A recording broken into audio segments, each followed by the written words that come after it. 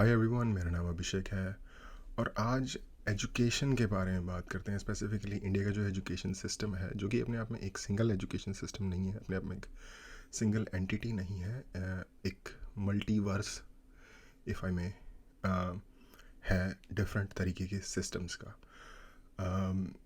उसमें religious type की education से लेके, जो कि मुस्लिम्स के लिए मदरसा या सिख्स के लिए सिख स्कूल होते हैं, क्रिश्चियंस के लिए कैथलिक स्कूल्स होते हैं, हिंदूज़ के लिए भी कुछ गुरुकुल होते हैं, बहुत ज़्यादा नहीं बट होते हैं, अभी भी हैं।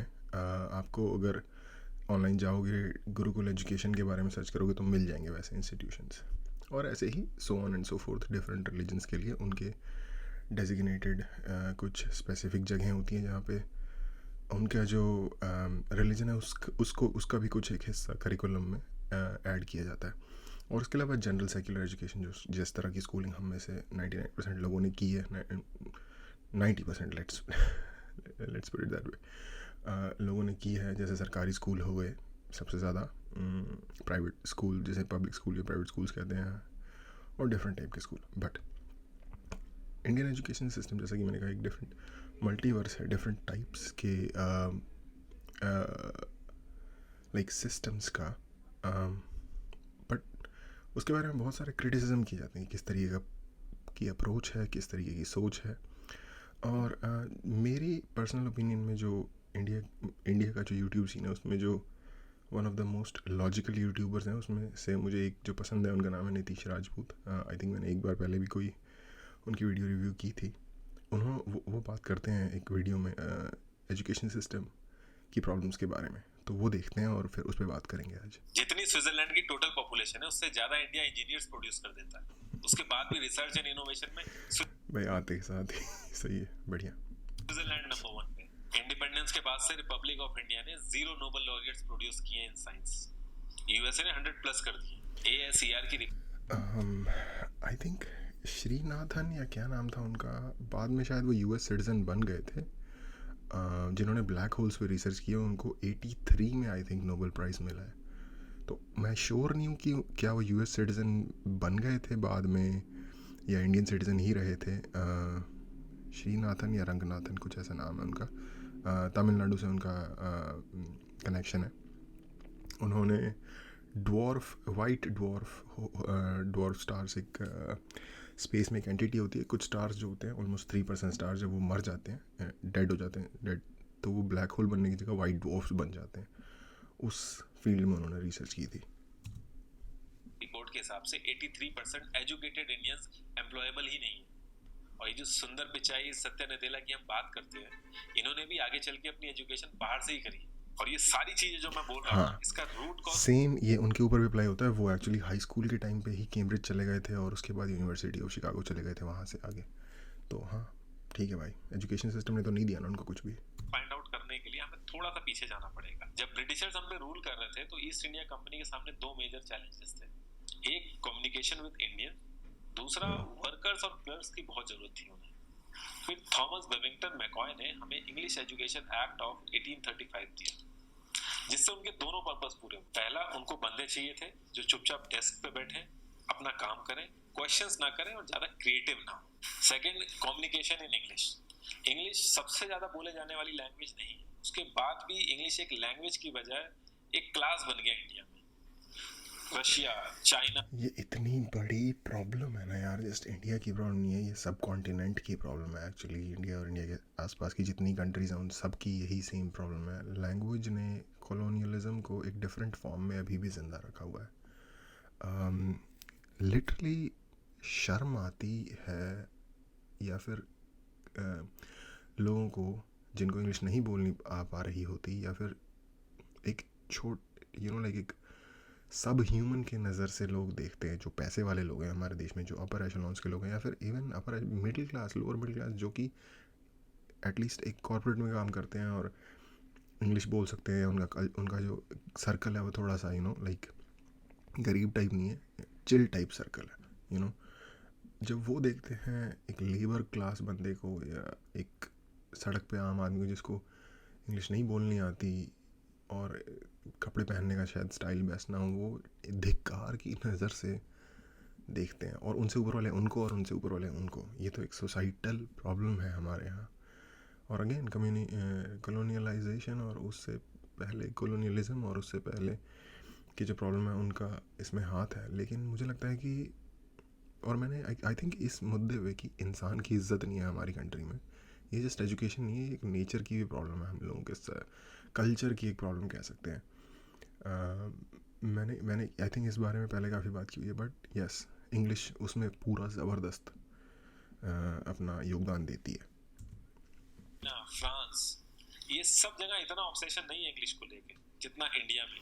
फ्रांस में तो आती पुअर भी है तो नहीं कम्युनिकेशन बोलते। बोला जाता है अगर आपकी इंग्लिश अच्छी नहीं है, जबकि इंग्लिश ना आने का मतलब पुअर कम्युनिकेशन, सोचो कम्युनिकेट करने का मतलब क्या होता है, और इंग्लिश नहीं आती तो पुअर कम्युनिकेशन है कि आपको कोई और लैंग्वेज आती है। 5 साल पुराना iOS भी आज की डेट में आउटडेटेड माना जाता है, लेकिन इतनी इंपॉर्टेंट चीज हमारा भाई। 1 साल पुराना भी आउटडेटेड हो गया अब तो। एजुकेशन सिस्टम आज भी बस थोड़े से चेंजेस के साथ ऐसे ही चल रहा है। हमारे एजुकेशन सिस्टम में रटने का कंपटीशन होता है, जो ज्यादा रट लेता है उसके ज्यादा मार्क्स आते हैं। अब 95% जिसके संस्कृत में आए हैं वो भी संस्कृत नहीं बोल पा रहा है, और बेसिक हिस्ट्री होने की भाई क्या ज़बरदस्त बात कह दी है। मैंने 6th से लेके 8th तक 3 साल संस्कृत पढ़ी है। मैं शायद 5 सेंटेंस भी ठीक से संस्कृत के नहीं बोल सकता। ये है गवाही हमारे एजुकेशन सिस्टम की। पर मैं एक काउंटर आर्ग्यूमेंट यहाँ पे ये देना चाहूँगा कि अंग्रेज़ों पे हम डाल देते हैं इस बात का। जब अंग्रेज़ चले गए तो हमने इसे चेंज क्यों नहीं किया? हम क्यों उनके ही कॉन्स्टिट्यूशन को थोड़ा सा रिफॉर्म करके चला रहे हैं? हम क्यों उनके ही एजुकेशन सिस्टम को थोड़ा सा रिफॉर्म करके चला रहे हैं? मुझे लगता है प्रॉब्लम हमारे अंदर है इससे ज़्यादा कि जो लोग दूसरा हमारे साथ करके चले गए उसके मुकाबले में। क्योंकि मैं जब छोटा बच्चा था, मैंने पहली बार कई बार की हुई है कि मैं ये सोचता था कि यार अंग्रेज़ नाव में आए होंगे, शिप्स में आए होंगे। कोस्टल एरिया हमारा इतना बड़ा है, कैसे ऐसा हो सकता है कि कुछ लोग बोट पे आके एक सब कॉन्टिनेंटल साइज़ की कंट्री पे कब्ज़ा कर लें? क्योंकि तब मुझे ह्यूमंस की एक दूसरे के साथ जो डायनामिक होते हैं, जिसमें जलन, एक से आगे निकलने का की सोच, पैसे कहीं से आ जाए इस तरीके की सोच, लाइक ये कितनी लो लेवल की जो फीलिंग्स हैं, ये किस तरह के एक्शंस ह्यूमन से करवा सकती हैं, इस चीज़ की मुझे डीप अंडरस्टैंडिंग नहीं थी उस समय तक। की बजाय इतनी मोटी मोटी किताबें हैं हिस्ट्री की जिसका कोई मतलब नहीं। अगर आज की डेट में आपको कुछ भी पता करना, आप गूगल से पता कर लोगे, उसके लिए आपको याद करने की जरूरत नहीं है इतना कुछ। और ये गवर्नमेंट स्कूल में हर क्लास में इंग्लिश का सब्जेक्ट है। 12-12 साल लगाने के बाद भी लोग इंग्लिश नहीं बोल पा रहे हैं, और बिना किसी बुक को पढ़े 5 साल का बच्चा सीख लेता है, क्योंकि उसको वैसा एनवायरनमेंट मिल जाता है। a+b का whole square is equal to a² + b² + 2ab। इसका रियल लाइफ में क्या यूज है किसी को नहीं पता, ना प्रिंसिपल, ना टीचर, ना बच्चे, बस पढ़ाई चले जा रहे हैं। हो सकता है इसका कुछ मतलब हो, लेकिन आप ट्राई करके देख लेना, किसी को नहीं पता। हाँ, 2ab की जगह अगर आपने 3ab बोल दिया तो 4 लोग हंसने वाले मिल जाएंगे आपके ऊपर। किंडरगार्टन में जो बच्चों को सिखाने के लिए टेक्निक यूज होती है वो लाख गुना अच्छी है कॉलेज की वो रटने वाली टेक्निक से। और जिन बच्चों के बहुत ज्यादा नंबर आते हैं ना, जो वो छुपा छुपा के एग्जाम में लिखते हैं, आप देखोगे जब वो रियल लाइफ में जाते हैं ना तो ज्यादातर क्रम्बल करते हैं। हर किसी को सेम सिलेबस और सेम चीज सिखाई जाती है बिना उसकी कैपेबिलिटी देखे, और क्रिएटिविटी का तो दूर दूर तक मतलब नहीं होता। अब एक लाइन से आप शेर, मछली, सांप, हाथी सबको लाइन से खड़ा कर दो और उनसे कहो पेड़ पे चढ़ो, उनको तो जिंदगी भर यही लगेगा ना कि वो तो किसी काबिल ही नहीं है। और द्रोणाचार्य ने भी पांडवों को उनकी स्किल सेट के हिसाब से उनको चीजें सिखाई, सबको एक ही चीज नहीं सिखाती। और हमारे एजुकेशन सिस्टम में ज्यादा ऑप्शंस भी नहीं है, सबसे ऊपर साइंस, फिर कॉमर्स, और सबसे नीचे जाके कहीं नंबर आता है आर्ट्स का। आर्ट्स लेने वाले को तो लोग इतना हल्के में लेते हैं। एक चीज़ यहाँ पे मैं ये ऐड करना चाहूँगा, बिल्कुल सही बात है। आर्ट्स लेने वाले को लोग सोचते हैं कि इसके दिमाग के कुछ स्क्रू शायद ढीले हैं, या तो ये बिल्कुल ही लाइक लो लेवल क्रिएचर है। मैंने 12th अपनी की थी साइंस से, और उसके बाद मैंने बैचलर्स में मैंने आर्ट्स ली, क्योंकि मुझे उससे रिलेटेड सब्जेक्ट्स पसंद है। मेरा इंजीनियरिंग वगैरह में इतना ज़्यादा मूड बनना नहीं। साइंस लेने का मेरा स्कूल में मकसद ये था कि मैं चीज़ों को समझना चाहता था। हाई स्कूल के लेवल पे मुझे लगा कि हाँ, मुझे बेसिक अंडरस्टैंडिंग हो गई है चीज़ों की, क्योंकि मेरी जो एजुकेशन के प्रति सोच थी काइंड ऑफ थोड़ी सी सजग थी। छोटी एज से ही मैं पढ़ने के लिए पढ़ रहा था, नंबर लाने के लिए नहीं पढ़ रहा था। इसीलिए मुझे लगता है कि शायद मुझे बहुत सारी चीज़ें अभी भी याद है। बट एनीवे, अपनी तारीफ़ करने का टाइम नहीं है। जो मैं ये कहना चाहता हूँ कि यार एजुकेशन सिस्टम एक्चुअल में जो एजुकेशन सिस्टम है वो बहुत सारी कंट्री में, अमेरिका जैसी कंट्रीज़ में भी वेल फंक्शनिंग एक्चुअली नहीं है। बहुत सारे प्राइवेट इंस्टीट्यूशंस जो होते हैं ना वो उस वॉइड को फुलफ़िल करते हैं जो इस क्षेत्र में गवर्नमेंट अच्छे से नहीं पूरा कर पाती। फॉर एग्जांपल अगर आप अमेरिका के बारे में सोचते हो तो एक आईवी लीग ग्रुप है कॉलेजेस का, जिसमें कि हार्वर्ड आता है, कोलंबिया आता है, प्रिंसटन आता है, 7 या 8 पता नहीं 9 कॉलेजेस हैं जो नॉर्थ ईस्ट में है। उसके अलावा आईवी लीग नहीं है ये, जैसे स्टैनफोर्ड और बर्कली, लेकिन ये भी उसी स्टैंडर्ड के प्राइवेट ऑर्गेनाइजेशन, सारे के सारे प्राइवेट कॉलेज हैं, और ये प्रोड्यूस करते हैं नोबेल लॉरिएट्स, रिसर्चर्स वगैरह। तो अगर स्कूल लेवल पे ही उतना नहीं भी आगे कर पाते, जो कि ज़रूरी है, प्राइमरी एक्चुअली सबसे इम्पोर्टेंट स्टेज एजुकेशन की प्राइमरी स्कूल होता है, प्राइमरी एजुकेशन होती है। But for example middle school वगैरह में जो थोड़ा बहुत ही कर भी देते हैं काम खराब, वो ये कॉलेज में इनके जो प्राइवेट इंस्टीट्यूशन है वो इंटेलिजेंट अच्छे लोगों को प्रोड्यूस करके उसकी कमी को पूरा कर देते हैं। बट उनके वहाँ और हमारे वहाँ में फ़र्क ये है कि उनके वहाँ ओरिएंटेशन है टुवर्ड्स रिसर्च, नई चीज़ें ढूंढना, एक्सपेरिमेंट्स करना, रिस्क लेना। हमारे यहाँ ये है जॉब कैसे मिलेगी, पैकेज कैसे लगेगा। जैसे वो किसी काम का ही नहीं। हर माँ बाप को तो इंजीनियर या डॉक्टर ही बनाना है। कॉलेज वाले अगर एक्स्ट्रा कोर्स रख भी देते हैं तो माँ बाप एंट्री नहीं कराएंगे, तो सारा पैसा बर्बाद होगा कॉलेज का। तो ऑप्शंस कहाँ से आएंगे? और बचपन से ही आपकी ट्रेनिंग स्टार्ट हो जाती है। माँ बाप, भाई बहन, रिलेटिव सब ये समझाते हैं अगर आपके मार्क्स नहीं आए और जॉब नहीं लगी तो आपकी जिंदगी बेकार। और लाइफ की क्रिएटिविटी को आप रखते हो साइड में, और ये अच्छे मार्क्स और अच्छी जॉब पाना आपका सपना बन जाता है। अब ये सपना पूरा हो जाता है तो बहुत बढ़िया है, दूसरे को जेलस। क्रिएटिविटी की बात तो कर मत भाई, जिनका काम है क्रिएटिव, बॉलीवुड जो कि करोड़ों रुपए कमा रहे हैं क्रिएटिविटी के, सो कॉल्ड क्रिएटिविटी के वजह से, वो तो भर भर के गंद मचा रहे हैं। तो बच्चे कहाँ से क्रिएटिव होंगे, नीचा फील कराओगे। और इस छोटी सी उम्र में अगर सपना टूट जाता है तो सेल्फ डाउट में आ जाओगे। इतना बाहर वाले आपको नीचा नहीं समझेंगे जितना आप खुद की नजरों में गिर जाओ। आप किसी भी 4-5 सक्सेसफुल आदमियों के बारे में सोच के देखिए जिन्हें आप बहुत सक्सेसफुल मानते हो या जिनकी तरह लाइफ आप जीना चाहते हो। मैं ये कह सकता हूँ कि वो इस एजुकेशन सिस्टम की वजह से तो सक्सेसफुल नहीं होंगे, चाहे वो जो भी हो। धीरू भाई अंबानी, विराट कोहली, आमिर खान, नरेंद्र मोदी, ये सब हमारे इस करंट एजुकेशन सिस्टम के ट्रैप में नहीं फंसे। इन्होंने खुद सीखा, खुद एजुकेट हुए और खुद आगे बढ़े। किसी कंपनी के सीईओ को अगर ये कहा जाए कि आप अपनी कंपनी के सारे डिपार्टमेंट में इंटरव्यू दीजिए।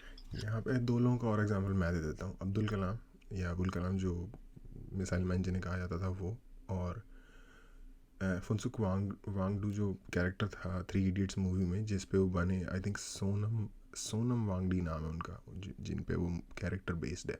उनके बारे में, इन 2 लोगों के बारे में थोड़ा पढ़िएगा, क्योंकि ये लोग आए तो समहाउ एजुकेशन सिस्टम से ही हैं, बट इन्होंने इसी एजुकेशन सिस्टम को से एक तरीके से ऊपर उठ गए। इससे जो लेना था वो ले लिया, लेकिन उसको नहीं छोड़ा जो एक फुल ह्यूमन ग्रोथ के लिए ज़रूरी है। और ये तो सिर्फ 2 लोग हैं, ऐसे हज़ारों लोग होंगे, मैं जस्ट एग्जांपल दे रहा हूँ 2 लोगों के, और जो कि इंडिया के एक टॉप से आता है, टॉप नॉर्थ से आता है, और एक डीप साउथ से आता है। तो कोई गारंटी नहीं है कि वो सारे डिपार्टमेंट के इंटरव्यू निकाल लेगा, और ये भी हो सकता है कि वो आधे से ज्यादा डिपार्टमेंट के लिए क्वालिफाई ना करे एजुकेशन वाइज, लेकिन वो पूरी कंपनी चला सकता है। तो ये जो एक स्किल है, इसके बारे में बात क्यों नहीं होती? लोग अपनी 25% से ज्यादा जिंदगी इस करंट एजुकेशन सिस्टम में लगा देते हैं ताकि अपने से कम पढ़े लिखे आदमी की कंपनी में जाके उसके सपने पूरे कर सके। इंडिया का जो करंट एजुकेशन सिस्टम है, अगर वो इतना ही अच्छा है तो जो भी सेलिब्रिटीज हैं, पॉलिटिशियंस हैं, वो अपने बच्चों को बाहर क्यों भेज रहे हैं पढ़ने के लिए? इनफैक्ट पॉलिटिशियंस के साथ तो ऐसा करना चाहिए, जिस एरिया से वो जीते हो उसी एरिया के गवर्नमेंट कॉलेज में उनके बच्चों को पढ़ना कंपलसरी होता है, और सरकारी स्कूल में भी गवर्नमेंट कॉलेज सुधर सकते हैं। 368 प्यून की जॉब के लिए 1.5 लाख ग्रेजुएट और 24,968 पोस्ट ग्रेजुएट ने अप्लाई किया। मैं आईएएस पीसीएस की तो बात नहीं करता हूँ, वो तो एक पैशन की बात होती है, लेकिन कुछ लोग 5-5, 6-6 साल से तैयारी कर रहे हैं कि कोई भी गवर्नमेंट जॉब मिल जाए। उनसे पूछोगे क्यों ऐसे इतने टाइम से लगे? अरे यार, ये मैं बहुत देखता था पहले, हर कोई ऐसी फैमिलीज हैं जिनकी पूरी जनरेशन सिर्फ और सिर्फ उनका गोल ही यही है कि गवर्नमेंट जॉब मिलनी है। मेरे दोस्त हैं जिन्होंने, आई मीन अब तो कांटेक्ट में नहीं है, लेकिन ऐसे दोस्त रहे हैं जिन्होंने कई साल लगाए गवर्नमेंट जॉब की तैयारी करके गवर्नमेंट जॉब लेने में, और ज़्यादातर को मिल भी गई। या फिनोमिनन है भाई ये। तो एक ही चीज बोलेंगे कि जॉब सिक्योर है, मतलब आप काम नहीं भी करोगे तो आपको निकाला नहीं, काम नहीं करना है। ये सारी काम चोरी वाली बातें माइंड में इसीलिए आती है क्योंकि हमारा जो करंट एजुकेशन सिस्टम है वो इतना कॉन्फिडेंस ही नहीं देता है कि हम अपनी स्किल के दम पे कहीं जाके काम करें और हमें निकलने का डर ना हो। मैं आने वाले 10 साल की तो बात ही नहीं कर रहा हूँ, अगर मैं आने वाले 5 साल की भी बात करूँ तो टेक्नोलॉजीज में इतना ज्यादा चेंजेस आ जाएगा कि जो आज हम पढ़ रहे हैं, जिस स्किल पे हम फोकस कर रहे हैं, पता नहीं वो रेलेवेंट भी होगी कि नहीं उस समय। Cloud computing, SEO, digital marketing, ये सब जॉब्स पहले एग्जिस्ट ही नहीं करती थी। हम लोगों को एजाइल होना पड़ेगा, नई AI नई चीजों को सीखने के लिए ओपन रहना पड़ेगा, क्रिएटिव माइंड लगाना पड़ेगा। तो आई थिंक AI भी ऐड कर देते हैं, आर्टिफिशियल इंटेलिजेंस इस मिक्स में। चिंताजनक बात है, पर कोई चिंता कर नहीं रहा है इस पे, ऐसा लग रहा है। रिसेंटली कुछ चेंजेस हुए हैं पिछले 5-6 सालों में एजुकेशन सिस्टम में, जिसमें कि आई थिंक फेल वेल करना बंद कर दिया है बच्चों को, कुछ खास क्लास, कुछ एक सर्टेन लिमिट तक, जो कि एक अच्छी बात है क्योंकि इससे एटलीस्ट डर निकल जाता है, पास होने के लिए नहीं पड़ता बच्चा। और पता नहीं उसके इफ़ेक्ट्स आने वाले टाइम में पता चलेंगे, नेक्स्ट डेकेड में। लेकिन यस, चिंता की बात है, लेकिन कोई चिंता कर नहीं रहा है, ये है इशू। और अगर हम, ये एक ऐसा मुझे फील लगता है कि यार हम बहुत ज़्यादा अमीर कंट्री नहीं भी बने, पहले अगर हम थोड़े से डिसेंट कंट्री बन जाए लाइक ह्यूमन मटेरियल के मामले में, तो अमीर हम शायद ऑटोमेटिकली बन जाएंगे, मोर कॉन्शियंशियस। जैसे कि हम जापान के बारे में स्टोरी सुनते हैं कि जापान में अगर आपका पर्स छूट जाए ट्रेन में तो कोई आके लौटा देता है। ये चीज़, ईमानदारी, आई थिंक ये एजुकेशन, ये जो एक कैरेक्टर बिल्डिंग है, ये एजुकेशन से आएगी। और शायद एजुकेशन से भी ज़्यादा पहले कैरेक्टर बिल्डिंग इंपॉर्टेंट है। और कैरेक्टर बिल्डिंग, अगर कैरेक्टर एक इंसान का ठीक तरीके से ओरिएंट होगा तो वो खुद ही ढूंढ लेगा कि उसका पैशन क्या है और उससे रिलेटेड उसे एजुकेट या ट्रेन कैसे होना है। या फिर एक जनरेशन नेक्स्ट जनरेशन के लिए मेंटरशिप का काम करेगी। और आई थिंक उसके लिए यूट्यूब या इंटरनेट बहुत अच्छा एक रिसोर्स का काम कर रहा है। लोग सीख रहे हैं जो उन्हें करना है इंटरनेट पे जाके।